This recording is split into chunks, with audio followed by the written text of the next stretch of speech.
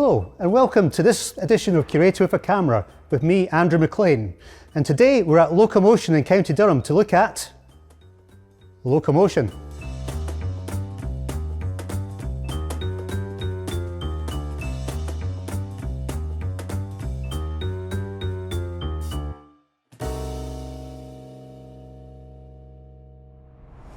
So I'm standing in front of Locomotion, one of the most instantly recognisable steam locomotives in the world. So well known, but actually so little understood. Famed for being the first locomotive to haul a passenger train on the Stockton and Darlington Railway. There's quite a few myths about this locomotive and about the Stockton and Darlington Railway itself. A couple of years ago, the National Rail Museum commissioned a special archaeological and archival investigation into the locomotive by two leading practitioners of the understanding of early locomotives. And we now know an awful lot more about the locomotive itself and its history. And we're going to look today at the locomotive in a bit more detail and bust a few of those myths. So Locomotion was built in 1825 by Robert Stephenson and Company in Newcastle upon Tyne in the northeast of England. And that was the first locomotive manufactory in the world and went on to make other famous locomotives, including Robert Stephenson's Rocket.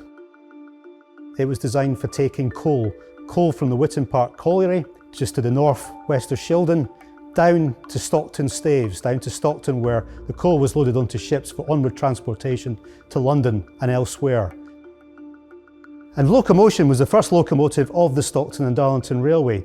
Now, Stockton and Darlington Railway was very important in the development of what we now know as the modern railway system. And Locomotion hauls the first train on that particular railway on the 27th of September 1825. And for many people, that's the beginning of the modern railway. However, Locomotion was not the first steam locomotive. That distinction belongs to Richard Trevithick's Penny Darren engine, which was tried on the Merthyr Tramroad in 1804. And the Stockton and Darlington Railway isn't even the first railway. Some people think it is, but there have been many railways before that. In fact, Britain's railway history is longer pre the opening of the Stockton and Darlington Railway than it has been since the opening of the Stockton and Darlington Railway. Because railways in this country date back to the 16th century in the reign of Elizabeth I. And we've also got this idea that Stockton and Darlington Railway was the world's first passenger railway, but it wasn't that either.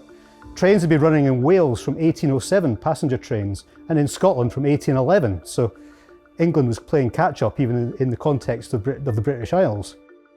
So what is it we're actually looking at here? Because locomotion, it's so famous, but then all these distinctions that it's been awarded over the years that people believe it to have aren't necessarily correct. But it is still a very important engine, and let's have a bit more closer look at it. It's quite basic really, because you've got a very large boiler sitting on top of four wheels, four driving wheels. This is an O4O locomotive because it's only got four driving wheels, no leading or trailing wheels on this.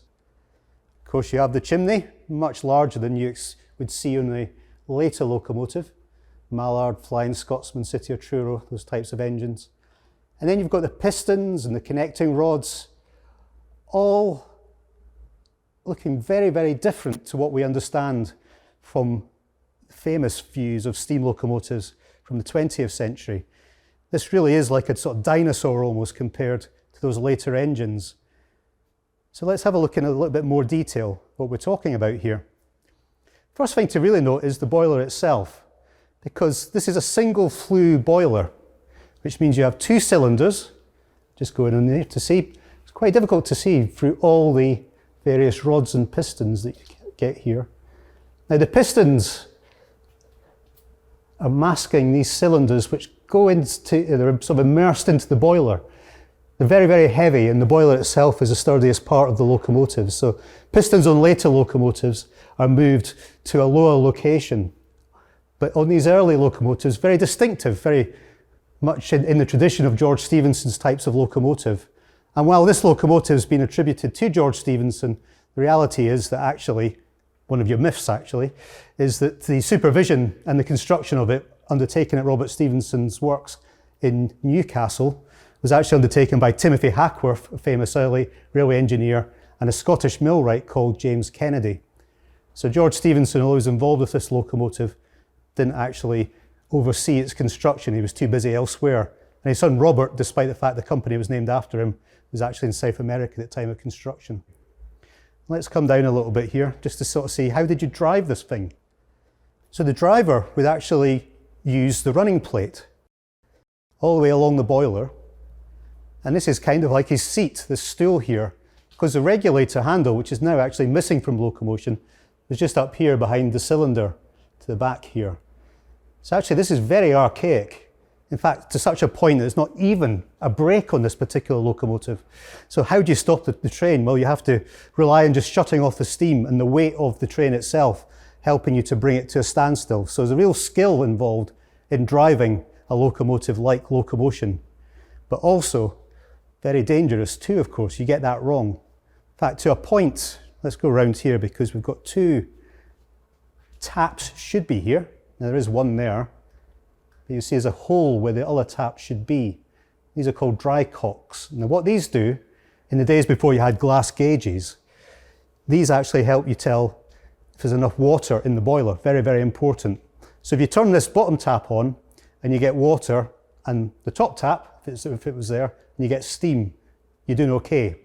If both taps have steam coming out of them, or both taps have water coming out of them, you're in trouble. And actually, that's part of the story of Locomotion itself, because the boiler that was fitted to Locomotion in 1825 no longer survives.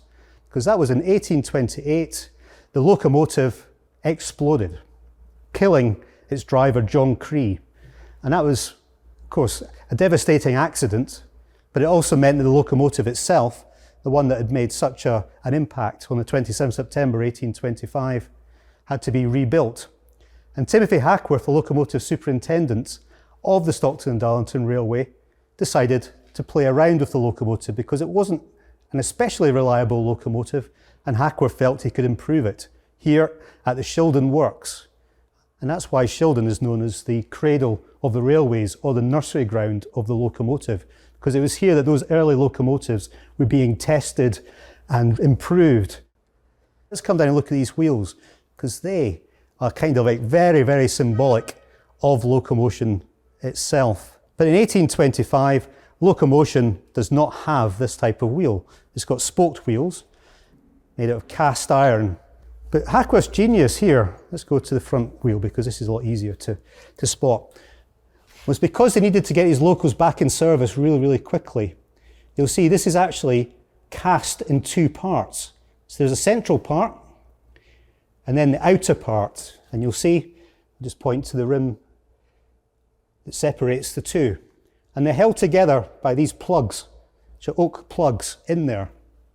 And that meant that if there was any problems with the wheel, they could quickly replace the centre or the outer part, and the locomotive could get back into service much quicker. And of course, it was a much stronger construction as well, so the issues were not as great as they had been originally. But this again gives this idea of Locomotion looking the way that it does, and people imagining that's how it looked in 1825, but it certainly didn't. So we've gone from a boiler that wasn't part of the engine in 1825 to the wheels. And actually the motion now, let's have a look here, called the Fremantle motion because of a guy called William Fremantle who patented this in 1803. He was actually a watchmaker, he wasn't a locomotive engineer. But the Fremantle motion was not on Locomotion in 1825 either.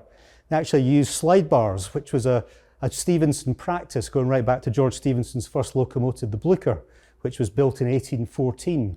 So actually the Fremantle, or parallel motion, parallel because it of course is on both sides, actually dates till later. So that's another difference to the engine. So you're starting to think, well, if that wasn't on the engine in 1825, what about the chimney? Well, that's not the original chimney either. So what is original? Well, what about the tender? Let's go have a quick look at the tender, because that is important. Of course, coal would go into the main part of the tender here, and here we have a water tank, including a pipe coming down there to feed the water. But this is actually a complete anomaly, because this dates to the restoration of the locomotive in the 1850s. So this isn't actually a working tender.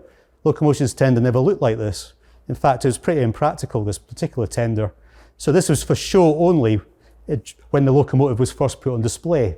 And you have to conclude that in 1825, this incredibly famous locomotive did not A, look like this, and B, there's no parts of this that were actually on the engine at the time. So this is very much a later concoction. And in that regard, it's very different too, because locomotion had quite a long service for Stockton and Darlington Railway, ran to 1841.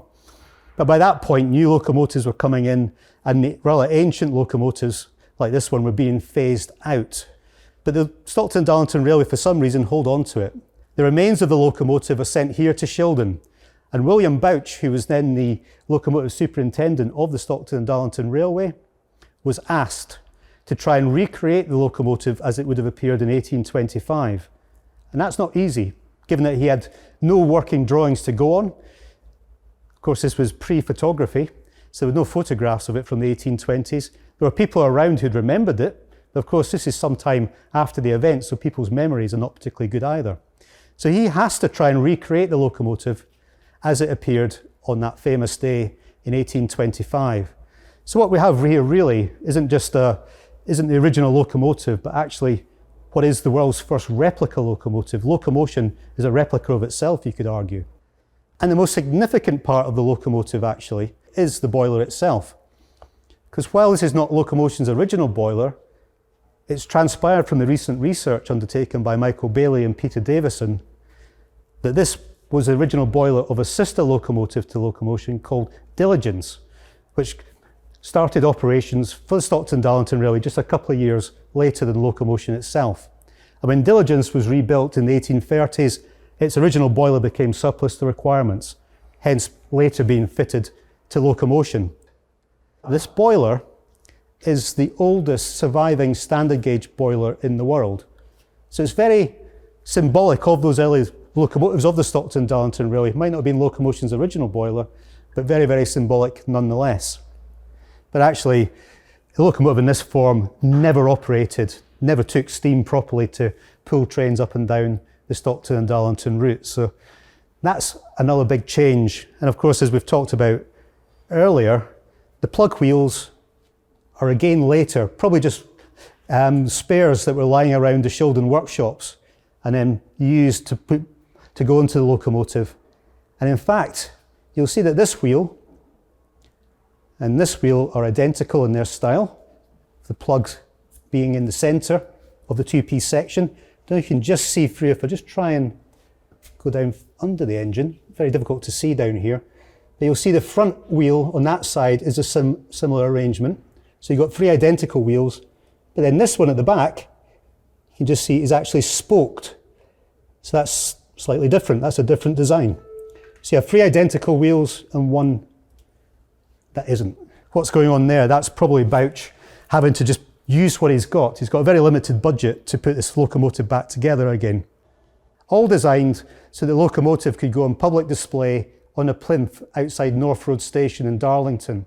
So Locomotion has had a preserved history much longer than its working life. There is one final quirky story as well to tell about it, because in 1925, for the 100th anniversary of the Stockton and Darlington Railway, a big cavalcade was held, and Locomotion was part of that cavalcade, and it was at the head of a new train made up of replica wagons and the experiment carriage, which had been taken on the first passenger run of this railway in 1825. So how did that happen, given that A, the locomotive hadn't steamed or pulled a train since the 1840s, and B, as we've discovered, there's very little of this original, and in fact, this would never operate as a steam locomotive because some of the bits just don't join together properly. And we have to go back to the tender for this one, because this tender did not appear at that cavalcade in 1925. A replica of this tender, which is a replica itself, was made, and in the water tank, they put a petrol engine. Those images show lots of steam and smoke billowing out of the chimney. Well, how is that possible? Just oily rags that were set light to were put down the chimney to give the effect of smoke. And that's the last time the locomotive operated in such a fashion. So what have we got here with Locomotion? It wasn't fast, it wasn't a world record breaker. So while it might not be the first of anything, while it might not be original, It's still very important because it was recreated to look as close to its original form as people could manage in the 1850s. No matter what people think of the locomotive, where it's correct or slightly misinformed, it's still very, very important to so many people for so many different reasons, and stands today as a great symbol of the ingenuity of the Stockton and Darlington Railway promoters, and also those great engineers, George Stephenson and Timothy Hackworth. So I do hope you've enjoyed this edition of Curator with a Camera. And if you have, please do press like. And come back next time as well, where we've got a very special extra episode where my colleague Anthony Cools will be speaking to Dr. Michael Bailey about his investigation into the locomotive, and they'll be going into a much deeper dive of the technology of this remarkable engine.